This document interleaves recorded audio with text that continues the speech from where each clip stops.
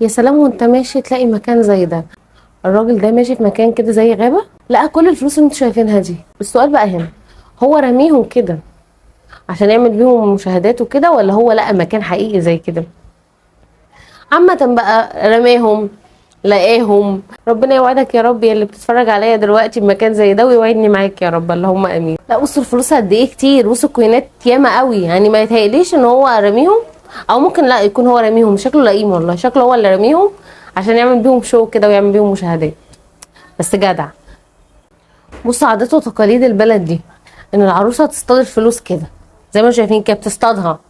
ها، انا لما جيت اتجوز ما حدش عمل لي المنظر ده ليه؟ يعني ليه بقى ما اتعمليش انا بقى كده والفلوس اترصت كده وقعدت اصطاد الفلوس ليه بقى؟ هي بص بقى واحده واحده، لاني لو في غلطه حصلت تقريبا مش هتاخد هي بقى بقيه الفلوس. بص هيجوا ازاي في بعض.